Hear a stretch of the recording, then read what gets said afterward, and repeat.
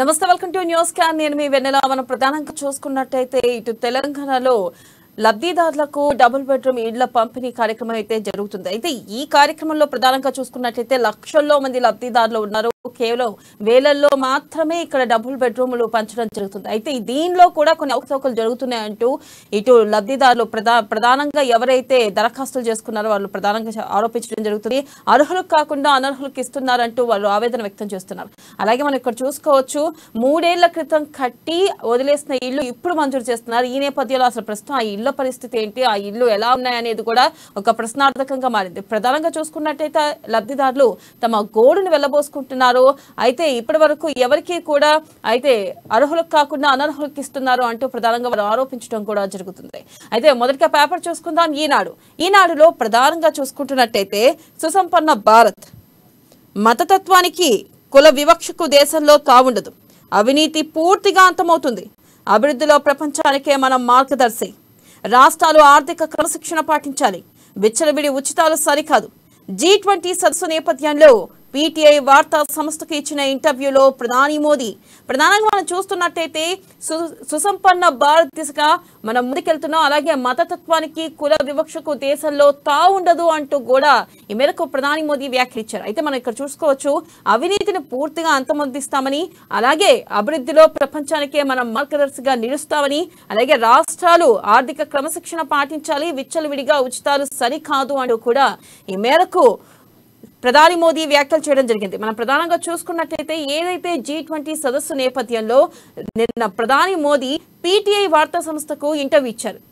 ఇచ్చే ఇంటర్వ్యూలో ప్రధానంగా ఆయన కొన్ని వ్యాఖ్యలు చేయడం జరిగింది. ఆయన విచ్చలవిడిగా పథకాలు రాష్ట్రాలు ఆర్థిక క్రమశిక్షణ పాటించి మరీ పథకాలు అమలుపై దృష్టి పెట్టాలి అంటూ కూడా ఈ మేరకు ఆయన వ్యాఖ్యానించడం జరిగింది. అంటే విచ్చలవిడిగా ఉచితాలు సరికాదు అంటూ కూడా ఈ మేరకు మోదీ వ్యాఖ్యానించారు. అలాగే పూర్తిగా అవినీతిని అంతం చేస్తాము, అలాగే అభివృద్ధిలో ప్రపంచానికే మనం మార్గదర్శిగా నిలుస్తామంటూ కూడా ఈ మేరకు ఆయన ఇచ్చిన PTI వార్తా సంస్థకు ఇచ్చిన ఇంటర్వ్యూలో ప్రధానంగా చెప్పడం జరిగింది. అలాగే మనం నెక్స్ట్ చూసుకున్నట్టయితే జమిలీ ఎన్నికలు రాష్ట్రాలపై దాడి, తప్పుపట్టిన కాంగ్రెస్ ఆప్, దేశమంతటా రాష్ట్రాల సమాహారం, రాహుల్ గాంధీ ఇక నియంతృత్వం వైపు మోదీ అడుగులు అంటూ కార్కే వ్యాఖ్య. మనం ప్రధానంగా చూసుకున్నట్టయితే జమిలీ ఎన్నికలు కరెక్ట్ కాదు, ఇక రాష్ట్రాలపై ఇది ఒక రకంగా కేంద్ర ప్రభుత్వం దాడి చేయడమే అంటూ కూడా ప్రధానంగా ఇటు కాంగ్రెస్ అలాగే ఆప్ అధినేత చెప్పడం జరుగుతుంది. అలాగే చూసుకున్నట్టయితే ఇక రాష్ట్రమంతా రాష్ట్రాల సమాహారం అంటూ కూడా రాహుల్ గాంధీ వ్యాఖ్యానించడం జరిగింది. అసలు జమిలీ ఎన్నికలు ఎలా నిర్వహిస్తారు అంటూ కూడా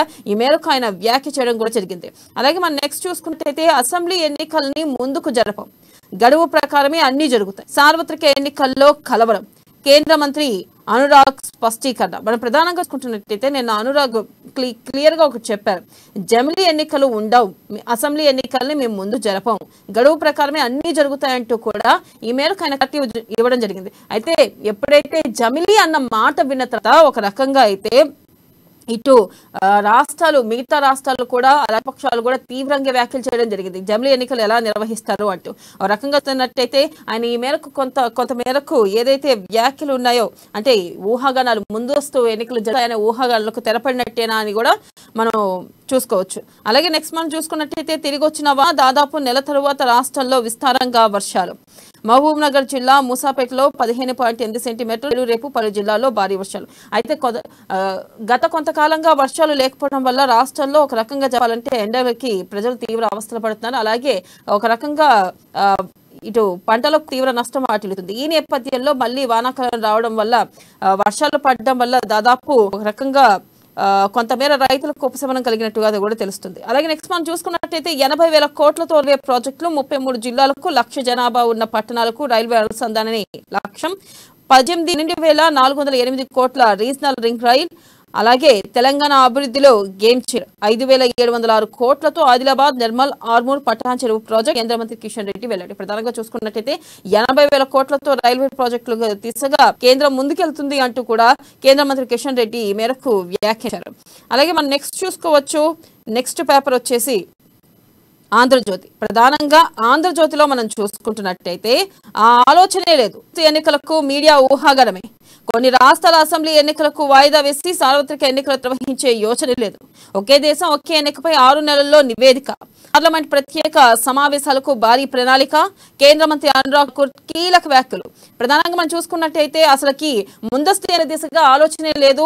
ముందస్తు ఎన్నికలకు మీడియా ఊహాగానం తప్ప ఇటు ఆలోచన లేదు.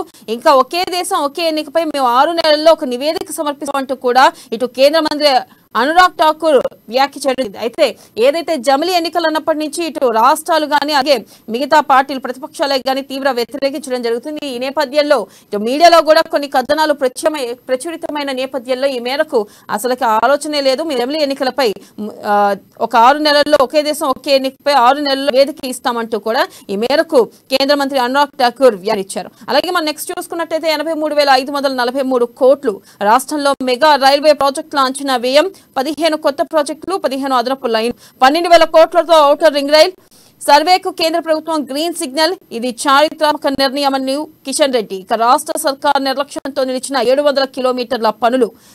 మనం ప్రధానంగా చూసుకుంటున్నైతే మేము 83,543 కోట్లు కేటాయిస్తున్నాం రాష్ట్రంలో కేవలం రైల్వే ప్రాజెక్ట్ గురించి. ఇటు కేంద్ర ప్రభుత్వం కేటాయిస్తున్న రాష్ట్ర ప్రభుత్వం సహకరించట్లేదు. రాష్ట్ర సర్కార్ నిర్లక్ష్యంతోనే 7 కిలోమీటర్ల పనులు నిలిచిపోయాయంటూ కూడా కేంద్ర మంత్రి కిషన్ రెడ్డి విమర్శ చేయడం జరిగింది. అయితే పక్కన చూసుకున్నట్లయితే తెలంగాణలో చూస్తున్నట్టయితే ఇటు కేంద్రం సహకరించట్లేదు రాష్ట్ర ప్రభుత్వానికి అని చెప్పి ఇటు రాష్ట్ర ప్రభుత్వం ప్రతిసారి అంటున్న నేపథ్యంలో చూస్తున్నట్టయితే ఇప్పుడైతే కేంద్ర ప్రభుత్వం రాష్ట్ర ప్రభుత్వం సహకరించట్లేదు అంటూ కూడా ఇటు కిషన్ రెడ్డి వ్యాఖ్యానించడం జరిగింది. అయితే దీంట్లో ఎంత మేరకు నిజం ఉన్నది మాత్రం తెలియాల్సింది. అలాగే మనం నెక్స్ట్ చూసుకుంటున్నట్టయితే ఆకర్షక విధానాలు దేశానికి చేటు, ఆ దుష్పరిణామాల ప్రభావం పేదల రాష్ట్రాలకు ఆర్థిక క్రమశిక్షణ ఉండాలని చెప్పా. 2014 ముందు అస్థిర ప్రభుత్వాలు, 9 ఏళ్లుగా దేశంలో రాజకీయ సుస్థిరత, దానివల్ల అన్ని రంగాల్లో సంస్కరణలు చేశాం. గతంలో 100 కోట్ల అనార్థుల భారత్. ప్రధానంగా మనం చూసుకున్నట్టయితే దేశానికి చేటు చేస్తున్న జనాకర్షక విధానాలు రాష్ట్రాలకి ముందే చెప్పడం జరిగింది. ఆర్థిక క్రమశిక్షణ ఉండాలి అని చెప్పి ఈ మేరకు వ్యాఖ్యానించడం జరిగింది. అంటే రాష్ట్రానికి ఖచ్చితంగా ఆర్థిక క్రమశిక్షణ ఉండాలి, ఉచిత పథకాలు అమలు చేయడంలో కూడా కొంతమేర సంయమనం పాటించాలి అని కూడా ఈ మేరకు మోదీ వ్యాఖ్యానించడం జరిగింది. అలాగే మనం చూసుకున్నట్టయితే 30 మందికి ముక్త కంఠంతో ఓకే, కాంగ్రెస్ అభ్యర్థుల ఎంపికలో ప్రదేశ్ ఎన్నికల కమిటీ బిజీ, 30కి పైగా నియోజకవర్గాల్లో కమిటీ ఏకాభిప్రాయం, సీల్డ్ కవర్ లో సభ్యుల అభిప్రాయాలు సూచనల సమర్పణ. నేటి నుంచి పీఈసీ సభ్యులతో స్క్రీనింగ్ కమిటీ సమావేశాలు. ప్రధానంగా మనం చూసుకున్నట్టయితే అయితే 30 మందికి ముక్త కంఠంతో ఓకే చెప్పడం జరిగింది అంటూ కూడా ఇక్కడ ప్రధానంగా కాంగ్రెస్ వ్యాఖ్యానించడం జరిగింది. అలాగే కాంగ్రెస్ అభ్యర్థుల ఎంపికలో ప్రదేశ్ ఎన్నికల కమిటీ బిజీగా ఉంది. అయితే సీల్డ్ కవర్ లో సభ్యుల అభిప్రాయాలు కొంతమేరకు దాదాపు 1000కి పైగా 119 నియోజకవర్గాలు గాను 1000కి పైగా అభ్యర్థులు దరఖాస్తు చేసుకున్నారు. అయితే ఈ 1000కి పైగా అభ్యర్థుల దరఖాస్తులో కొంతమేరకు సెలెక్ట్ చేసి సీల్డ్ లో పంపించడం జరిగింది. ఇటు అభిప్రాయాలు సూచనల సమర్పణ నేటి నుంచి పీఈసీ సభ్యులతో స్క్రీనింగ్ కమిటీ సమావేశాలు వహించనుంది. ఇక నెక్స్ట్ మనం చూసుకున్నట్టయితే వెలుగు. ప్రధానంగా వెలుగులో కిడ్నీలు పోతున్నాయి, ప్రతి 10 మందిలో ఒకరికి ప్రాబ్లం. రాష్ట్రంలో రోజు రోజుకి పెరుగుతున్న బాధితులు. 2 ఏళ్లలో డయాలసిస్ స్టేజ్ కి 5,300 మంది. ప్రతి 100 పేషెంట్లలో 10 మందికి 10 ఏళ్ల లోపు పిల్లలే. ప్రధానంగా మనం చూసుకున్నట్టు కిడ్నీలు ఫెయిల్ అయిపోతున్నాయి. దాదాపు మనం ఇక్కడ చూసుకున్నట్టయితే ప్రతి 10 మందిలో ఒకరికి కిడ్నీ ప్రాబ్లం అని తెలుస్తుంది. దానిలో కూడా 10 మంది పిల్లల్లో కూడా దాదాపు 10 మందిలో పిల్లలే ఎక్కువగా ఉంటున్నారు అంట ప్రధానంగా ఇక్కడ చెప్పడం జరిగింది. అలాగే నెక్స్ట్ మనం చూసుకున్నట్టయితే బాధ్యత లేని ఆర్థిక పరిస్థితితో నష్టమే, ఆర్థిక క్రమశిక్షణ విషయంలో రాష్ట్రాలు జాగ్రత్తగా ఉండాలి. ప్రధాని మనం ఇందాక గత 2 పేపర్లలో కూడా చూసుకున్నట్టయితే ఏదైతే G20 సమావేశం సందర్భంగా పీటీఐకి ప్రధాని మోదీ ఇంటర్వ్యూ ఇచ్చారు. ఈ నేపథ్యంలో ఆయన ఈ మేరకు ఖచ్చితంగా రాష్ట్రాలు ఆర్థిక బాధ్యతని తీసుకోవాలి, లేకపోతే నష్టమవుతుంది. అది కేవలం పేదలపైనే భారం పడుతుంది. ఉచిత పథకాలు అనేది పేదలపై భారం పడుతుంది. ఆ దిశగా రాష్ట్రాలు ఆలోచించాలి కూడా ప్రధాని మోదీ చెప్పడం జరిగింది. అలాగే మనం నెక్స్ట్ చూసుకున్నట్టయితే వన్ నేషన్ రాష్ట్రాలపై దాడే, ఇండియా సమైక్య స్ఫూర్తిని దెబ్బతీస్తున్న బీజేపీ. ఇక జమిలీ కమిటీ పైన అనుమానాలు ఉన్నాయని కామెంట్. ప్రధానంగా చూసుకున్నట్టు జమిలీ కమిటీపై అనుమానాలు ఉన్నాయంటూ కూడా ఇటు రాహుల్ గాంధీ వ్యాఖ్యానించారు. అలాగే ఇక్కడ చూసుకున్నట్టయితే కేవలం కాంగ్రెస్ ఇటు కేంద్రంలో కాంగ్రెస్ ఇతర రాష్ట్రాల్లో బలపడుతున్నందున కేంద్ర కేంద్రం భయపడి ఈ నిర్ణయాలు తీసుకుంటుంది ముందస్తు ఎన్నికలు అంటూ కూడా ఈ మేరకు రాహుల్ గాంధీ వ్యాఖ్యానించడం జరిగింది. అలాగే మనం చూసుకున్నట్లయితే ఇటు ఠాకూర్ కూడా చెప్పారు, ముందస్తుకు వెళ్లే ఆలోచన లేదు, 6 నెలల్లో మేము స్పష్టం చేస్తామంటూ కూడా ఇటు ఠాకూర్ చెప్పడం జరిగింది. అలాగే మనం చూసుకున్నట్లయితే బీఆర్ఎస్ కు డబుల్ ఇండ్ల బుగులు, 1,00,000 లబ్ధిదారులు వేలల్లో 3 ఏళ్ల నుంచి ఖాళీగా ఉంచి ఎప్పుడు పంపిణీ అనర్హులకు ఇస్తున్నారనే ఆరోపణలు, గ్రేటర్ హైదరాబాద్ లో నిరసనలు, లాటరీ ప్రోగ్రామ్స్ కు గైహాజరవుతున్న నేతలు. ప్రధానంగా మనం చూసుకుంటున్నట్టయితే ఏదైతే డబుల్ బెడ్రూమ్ ఇండ్లు లబ్ధిదారులకు చూసుకున్నట్టయితే 1,00,000 లబ్ధిదారులు ఉంటే వేలల్లో ఇండ్లు పంపిణీ చేస్తున్నారు. ఈ నేపథ్యంలో అసలు గత 3 ఏళ్ల నుంచి ఇళ్లు ఖాళీగా ఉన్నాయి. వాటి పరిస్థితి ఏంటి, ఇప్పుడు ఎలా ఉన్నాయనేది కూడా ప్రస్తుతం ప్రశ్నార్థకంగా మారింది. అలాగే చూసుకున్నట్టయితే అనర్హులకు ఇస్తున్నారంటూ కూడా ఆరోపణలు వస్తున్నాయి. ప్రధానంగా ఆ మేరకు లబ్ధిదారులు కూడా నిరసనలు వెల్లువెత్తుతున్నాయి. అలాగే చూస్తున్నట్టయితే లాటరీ ప్రోగ్రామ్ కి గైహాజరవుతున్నారు నేతలు కూడా. అసలు ఎందుకు గైహాజరవుతున్నారు నేతలు, ఈ నిరసనలో గైహాజరవుతున్నారా అంటూ కూడా మనకి ఒకటి అర్థమవుతుంది. నెక్స్ట్ మనం చూస్తున్నట్టయితే దంచుకొట్టినలు, పలు జిల్లాల్లో భారీ వర్షాలు, పొంగి పొర్లుతున్న వాగులు, నేల కొరిగిన మక్క చేళ్లు, ఇక పిడుగులు పడి 2 మృతి, ప్రాజెక్టులో భారీ వరద, 3 గేట్లు ఓపెన్. ప్రధానంగా చూసుకున్నట్టయితే కొన్ని రోజుల నుంచి గత కొంతకాలం నుండి వర్షం లేకపోవడం వల్ల హాస్టల్లో తీవ్ర మనం చూస్తున్నట్టయితే పొడి వాతావరణం కనిపిస్తుంది. అలాగే ఇక్కడ చూసుకుంటే పంటలకి నష్టం వాటిల్లింది. అయితే ఈ నేపథ్యంలో ఎట్టకేలకు వర్షాలు పడడంతో ఇటు ఊపిరి పీల్చుకుంటున్నారు. ఇక ప్రధానంగా దీనిపై పూర్తి విశ్లేషణ మనకు అందించడానికి మనతో పాటు ఉన్నారు మన రాజకీయ విశ్లేషకులు కృష్ణమూర్తి. వారితో మాట్లాడతాం. కృష్ణమూర్తి, చెప్పండి, వన్ నేషన్ ఎలక్షన్ రాష్ట్రాలపై దాడి అంటూ కూడా ఇటు రాహుల్ గాంధీ వ్యాఖ్యానించడం జరిగింది. ప్రధానంగా రాహుల్ గాంధీ ఏమంటున్నారంటే అసలుకి జమిలీ కమిటీపై నాకు ఒక అనుమానాలు ఉన్నాయంటూ కూడా ఆయన ఈ మేరకు వ్యాఖ్యానించడం జరిగింది. దీన్ని మనం అసలు ఎలా చూడొచ్చు అంటారు? వాస్తవానికి కేంద్ర ప్రభుత్వం కొంతకాలంగా వన్ నేషన్ వన్ ఎలక్షన్ ప్రయత్నం చేస్తా ఉన్నారు. అందులో భాగంగానే ఏర్పాటు చేశారు. కాంగ్రెస్ పార్టీ మాత్రం మొదటి నుంచి ఈ విధానాన్ని వ్యతిరేకిస్తున్నారు. అదే అభిప్రాయాన్ని ప్రస్తుతం రాహుల్ వ్యతిరేకిస్తారు. అంటే కొంత కేంద్రంలోని ప్రభుత్వం మీద ప్రజల్లో కొంత వ్యతిరేకత వస్తుంది. రెండో అంశం ఏంటంటే మొన్న జరిగినటువంటి కర్ణాటక ఎన్నికల్లో కాంగ్రెస్ పార్టీ అజేయంగా పుంజుకున్నది. చాలా విపరీతమైనటువంటి పర్సెంటేజ్ పెరిగింది. అసలు ఊహించలేదు, కాంగ్రెస్ పార్టీ కూడా ఊహించలేదు అంతగా. ఆ మేరకు ఆదరణ లభిస్తుంది, అంతగా ఆదరణ లభిస్తుంది వాళ్ళు ఊహించారు. 5 రాష్ట్రాల ఎన్నికలు కూడా బీజేపీ పరిస్థితి కొంత గందరగోళంగా ఉంది. తెలియని పరిస్థితులు ఛత్తీస్గఢ్ తీసుకోండి, తెలంగాణలో తీసుకోండి, రాజస్థాన్ రాష్ట్రాలు తీసుకుని ఎక్కడ గెలిచే పరిస్థితులు లేవు. ఈ నేపథ్యంలో కొంత చాలా సడన్గా 3-4 సంవత్సరాల క్రితం తెరపేసినటువంటి అసెంబ్లీ ఎన్నికల ప్రక్రియ మరోసారి ఆలస్యంగా కేంద్ర ప్రభుత్వం తెరపైకి తీసుకురావడం, వెంటనే మా రాష్ట్రపతి రామ్నాథ్ కోవింద్ కమిటీని వేయడం, ఆ కమిటీ ఇవ్వాలని కోవడం, తర్వాత అంటే ప్రత్యేక పార్లమెంట్ సమావేశాలను ఏర్పాటు చేసి ఆ సమావేశాల్లో బిల్లును ప్రవేశపెట్టాలని ఆలోచన చేయడం, వీటన్ని నేపథ్యంలో అంటే రాజకీయ పరమైనటువంటి అంశాల విషయంలో చకచక నిర్ణయాలు తీసుకొని చకచక అమలు చేసేందుకు ప్రయత్నం చూస్తే కొంత ఏదో కొంత గందరగోళంగా జరిగే ప్రభుత్వం ఎక్కడో అభద్రతా భావంతో ఉందా అన్న అనుమానాలు వ్యక్తమవుతాం.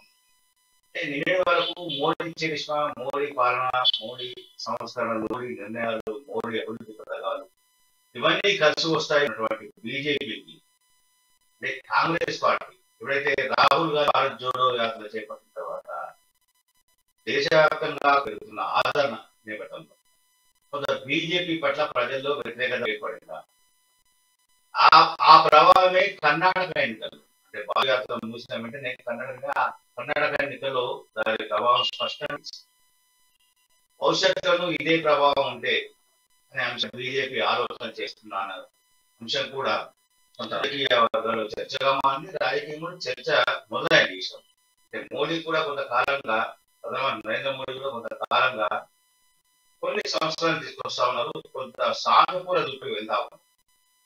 మనం గమనించవచ్చు, ఇటీవల గ్యాస్ ధరని ఏకంగా 200 రూపాయలు తగ్గించారు. గతంలో 400-450 రూపాయలు 2014 కన్నా ముందు అధికారం ముందు 400-450 ఉన్నటువంటి గ్యాస్ ధర మొన్నటి వరకు 1155 రూపాయలు ఉంది. దాన్ని సడన్ గా 200 తగ్గించారు. గతంలో పెట్రోల్ తగ్గించారు, మళ్ళీ రేపు మాకు కొంత పెట్రోల్ మీద పన్ను తగ్గించే అవకాశం ఉందని చెప్పి కూడా కొంత ప్రచారం జరుగుతా ఉంది. అంటే ప్రజలను ఎన్నికల ముందు ప్రసన్నం చేస్తున్నారు, ఎట్లాంటి నిర్ణయాలు తీసుకుంటున్నారా అని అనుమానాలు వస్తాయి. అంటే అధికారం చేజారిపోకుండా ఉండేది, ఎన్ని మార్గాలు అందుబాటులో ఉంటే అన్ని అనురాగ్ ఠాకూర్ వ్యాఖ్యలు ఆయన ఒక క్లియర్ చేయడం జరిగింది. ఇప్పుడు ఎన్నికలు అంటూ ఏమీ ఉండవు, ముందస్తు ఎన్నికల దిశగా ఇంకా ఏమీ లేదు, 6 నెలలు సమర్పిస్తాము అని చెప్పి ఇటు అనురాగ్ ఠాకూర్ చెప్పడం జరిగింది. దీన్ని మనం ఇవ్వచ్చు ఒక రకంగా ఊహాగానాలు. ఏదైతే ఎప్పుడైతే జమిలీ అన్న తర్వాత ఎన్నికలు జరుగుతాయంటూ ఇటు మీడియాలోనే కానీ ప్రతిపక్షాలే కానీ ప్రధానంగా చేయడం జరిగింది. ఈ నేపథ్యంలో ఊహాగానాలకు తెరపడినట్టేనా?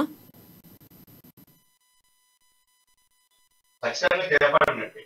కానీ కేంద్ర మంత్రి చేసిన ప్రకటనలో ఎంతవరకు వాస్తవం ఉందనేది కొంత చర్చాంశం మారింది.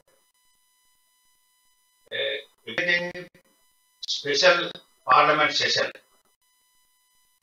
దాంట్లో ఈ బిల్లులు పెడతారు, తర్వాత పెండింగ్ ఉన్నటువంటి common civil code bill, reservation bill, ఈ బిల్లు అంటే హడావిడిగా ప్రవేశపెట్టి కేవలం బిల్లులను చర్చించి ఆమోదం తెలిపేది మాత్రమే పార్లమెంట్ సమావేశం ప్రత్యేకంగా ఏర్పాటు చేయడం జరుగుతాం. అప్పటి నుంచి అంటే ఈ జమిలీ ఎన్నికల విషయంలో కూడా కొంత జరుగుతా ఉంది. ఇది రాష్ట్రాల ఎన్నికలు జరగబోతున్నాయి, మరో 2 రాష్ట్రాలకు కూడా లోక్సభతో పాటు ఎన్నికలు రాబోతున్నాయి. అంటే ఈ 5 రాష్ట్రాల ఎన్నికలను ఒక 3 ముందు జరిపి లోక్సభ ఎన్నికల 3 నెలలు వెనక జరిపితే కరెక్ట్గా ఈ జమిలీ ఎన్నికలకు మార్గం సుగమం అవుతుంది. అంటే ఉన్నటువంటి పరిస్థితులు, కేంద్ర ప్రభుత్వం తీసుకున్న నిర్ణయాలు, వీటన్నింటి నేపథ్యంలో కొంత ప్రజల్లో, రాజకీయ వర్గాల్లో కానీ పార్టీలో కానీ చర్చ మొదలైంది. పార్లమెంట్ కూడా మధ్యలో అంటే ముందుగా రద్దు చేసి 6 నెలలు 3 నెలల ముందు రద్దు చేసి జమిలీ ఎన్నికలకు వెళ్ళబోతున్నారు. అందులో భాగంగానే రామ్నాథ్ కోవింద్ కమిటీ ఇట్లాంటి ఏర్పాటు చేశారు. వీటికి సంబంధించినటువంటి కొంత ప్రక్రియ మొదలవుతుంది. లీగల్ గా న్యాయపరమైన అంశాల మీద కూడా కొంత కేంద్ర ప్రభుత్వం కసరత్తు చేస్తా ఉన్నది. వచ్చినప్పుడు ఈ అనుమానాన్ని బలపడతా ఉంటాయి. వీటన్నింటినీ అనురాగ్ ఠాకూర్ ఏదైతే మంత్రి కేంద్ర మంత్రి ఉన్నారో వారు కొంత చేశారు. అయినప్పటికీ పార్లమెంట్ లో బిల్లు తర్వాత కేంద్ర ప్రభుత్వం దాన్ని ఆమోదింపజేస్తారు. అంటే రాష్ట్ర వెంటనే ఆమోదం తెలుపుతారు, కానీ ఆమోదం తెలిపిన తర్వాత దానికి సంబంధించిన మార్గదర్శకాలు వెంటనే జరిగి ముందస్తుగా ఉన్నాడు. లేదు జరగనివ్వండి, ఒకేసారి అవసరమైతే పార్లమెంట్ లో మరోసారి బిల్లు పెట్టి, ఇప్పుడు ఏదైతే మనుగడలో ఉన్నటువంటి రాష్ట్ర ప్రభుత్వం, కొన్ని రాష్ట్రాల్లో ప్రభుత్వాలకు గడువు చాలా ఉంది. కర్ణాటక అయితే మనం జరిగినాయి, మిగతా రాష్ట్రాలు కూడా ఇంకా కొంత 2 ఏళ్ళు సమయం. అంటే అన్ని రాష్ట్రాలు ఏకకాలంలో రద్దు చేసే లోక్సభలో ఆమోదింప చేసుకుని బిల్లు లోక్సభతో రాష్ట్ర ప్రభుత్వాలను రద్దు చేసే అధికారాన్ని కేంద్రానికి తీసుకుని వస్తే ఆటోమేటిక్ గా ప్రభుత్వం చేతిలో వెళ్ళిపోతుంది. అన్ని రద్దు చేసి ఒకేసారి జమిలీ నిర్వహించబోతున్నారా? స్థానిక సంస్థలు, జెడ్పీటీసీలు, ఎంపీటీసీలు, మన ఎంపీటీసీలు, ఎంపీటీసీలు, మిగతా ప్రకారం బ్లాక్ లో సంబంధించారు. అంటే ఇట్లాంటి అంటే ఇప్పుడు జరుగుతాయి. ముందస్తు ఎన్నికలు కానీ జమిలీ ఎన్నికలు కానీ ఉంటాయి. అంటే ఇది ఒక దీర్ఘకాలిక ప్రక్రియ. ఇప్పటికిప్పుడు తెలంగాణకు కానీ, ఛత్తీస్గఢ్ కానీ, రాజస్థాన్ కానీ ఈ అసెంబ్లీలకు ఎన్నికలు జరగాల్సిన అవసరం ఉంది. డిసెంబర్ పూర్తి చేయాల్సిన అవసరం జరిగదు. ఎన్నికల కేంద్ర ఎన్నికల సంఘం దీనికి సంబంధించిన ప్రజలను పెట్టి అంటే ఈ 3 రాష్ట్రాల ఎన్నికలను కొంచెం జరిపి చేయబోతుందా అన్న విషయాలకు ఈయన తెలియజేయాలి. నిర్ణీత గడువు ప్రకారంగానే ఎన్నికలు జరుగుతాయి, నిర్ణీత షెడ్యూల్ ప్రకారంగానే జరుగుతాయి. ఎక్కడ ఏ ప్రభుత్వాలకు అంటే ఏ రాష్ట్ర ప్రభుత్వాలకు ఎన్నికలు రాకము, కేంద్రంలోని మోడీ ప్రభుత్వం మధ్యంతరానికి వెళ్ళదు అని చెప్పారు. దీంతో తెలిసినప్పటికీ ప్రజల్లో ఇంకా అనుమానాలు, రాజకీయ వర్గంలో అనుమానాలు. వీటన్నిటినీ రేపు లోక్సభ అంటే పార్లమెంటు సమావేశం కేంద్ర ప్రభుత్వం తెలిపే వైఖరి మీద ఆధారపడింది. కేంద్ర ప్రభుత్వం ఏ రకమైన అలాగే ఇటు చూసుకున్నట్టయితే రాష్ట్ర ప్రభుత్వం కేంద్ర ప్రభుత్వం మాకు సహకరించే పథకాల అమల్లో కానీ లేకపోతే వివిధ అంశాల్లో కానీ ఇటు కేంద్ర ప్రభుత్వం ఇచ్చట్లేదు ఆర్థికంగా అని చెప్పడం జరుగుతుంది. అలాగే మనం ఇక్కడ ప్రధానంగా చూసుకున్న 83,543 కోట్లు మెగా రైల్వే ప్రాజెక్ట్ వ్యయమంటూ ఇటు కిషన్ రెడ్డి అన్నారు. కానీ ఇక్కడ రాష్ట్ర ప్రభుత్వం సహకరించట్లేదు కేంద్ర ప్రభుత్వానికి అంటూ కిషన్ రెడ్డి వ్యాఖ్యానించారు. అసలు నువ్వు ఎలా చూడొచ్చు అంటారు? ఇది ఎవరికి వారు రాజకీయంగా లబ్ధి పొందే చేసినారో ప్రయత్నం. కేంద్ర ప్రభుత్వం సహకరిస్తుందా లేదా అని రాష్ట్ర ప్రభుత్వం స్పష్టంగా చెప్పట్లేదు. రాష్ట్ర ప్రభుత్వం సహకరిస్తుందా లేదా అనే విషయాన్ని కేంద్ర ప్రభుత్వం చెప్పట్లేదు. మనం Kazipet railway coach factory, railway coach ఫ్యాక్టరీకి వాస్తవానికి తెలంగాణ విభజన చట్టంలోనే దానికి సంబంధించినటువంటి ఒక అంశం. ఆ విషయంలో మోడీ ప్రభుత్వం జాప్యం చేస్తుందని చెప్పారు. మోడీ ప్రభుత్వానికి కొంత భూమి చెడుగా రాష్ట్ర ప్రభుత్వం కాజీపేటలో భూమి ఇస్తుందిగా కూడా చెప్పింది. అయితే ఆ భూమి వివాదాస్పదంగా కలిగింది. దాంతో అక్కడ coach factory railway overall factory అంటే రాష్ట్ర ప్రభుత్వం ఇచ్చిందా ఇవ్వలేదా? రాష్ట్ర ప్రభుత్వం ఇచ్చింది, కానీ లీగల్ నిర్దేశంతో ఆ స్థలం నిజంగా ఉండిపోయింది. నిన్న కింద తీసుకున్నారు సికింద్రాబాద్ రైల్వే స్టేషన్ దగ్గర పార్కింగ్ కోసం స్థలం ఇవ్వట్లేదు అని.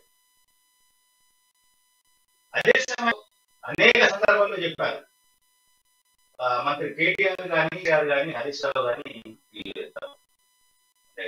ముఖ్యంగా పాలించే నలుగురులో ఆ నలుగురు కూడా డిఫెన్స్ ల్యాండ్ అంటే ఫ్లైఓవర్ అంటే డిఫెన్స్ ల్యాండ్ ఇవ్వట్లేదు, కొన్ని డిఫెన్స్ ల్యాండ్ మూసేస్తా ఉన్నారు.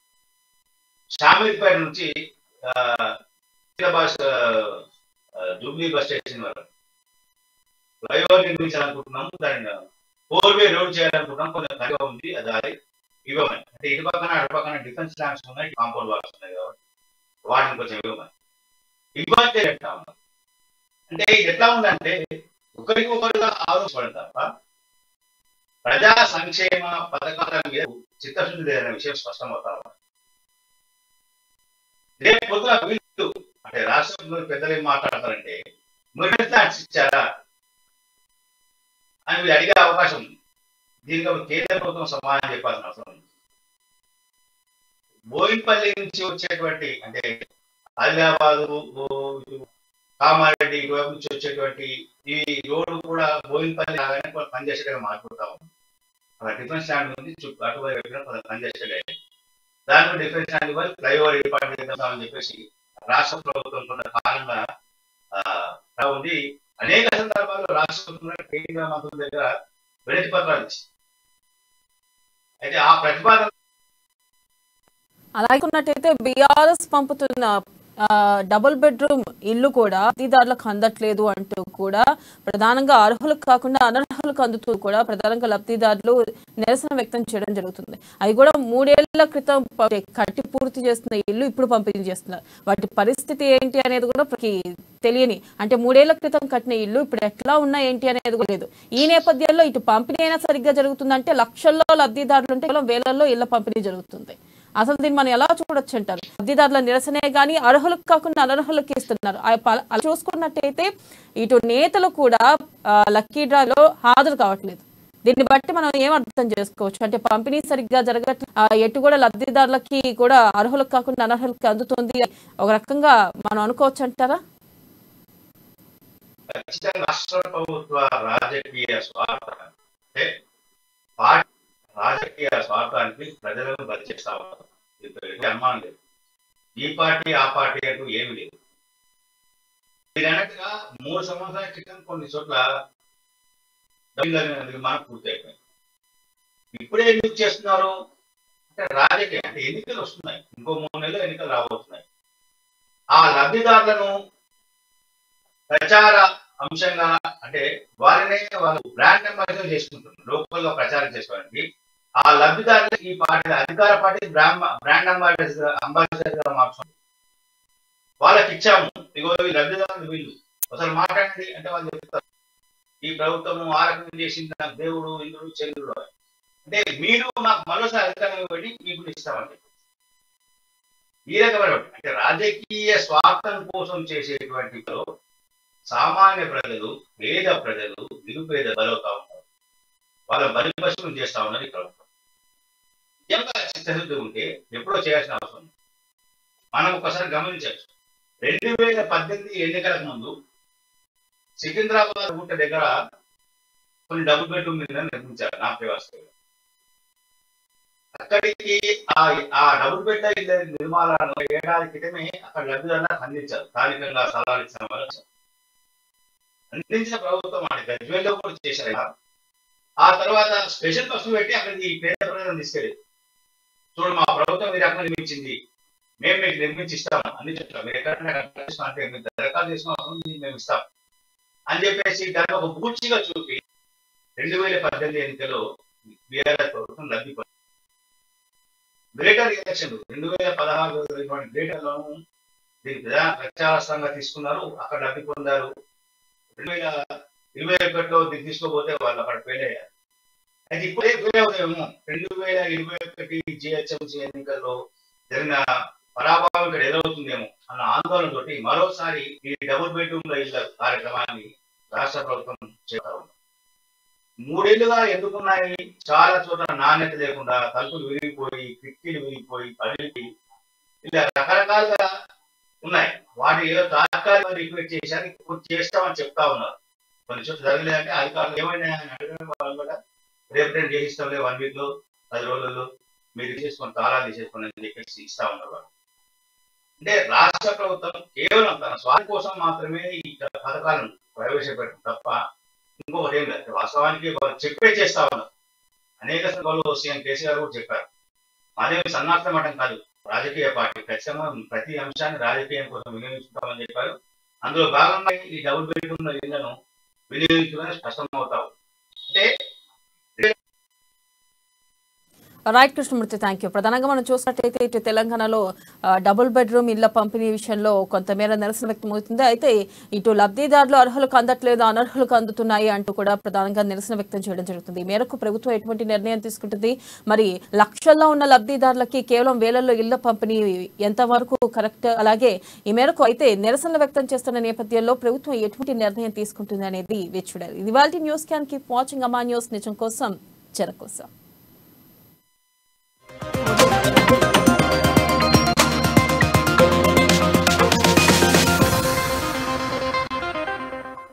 ఓం శ్రీ భద్రకాళి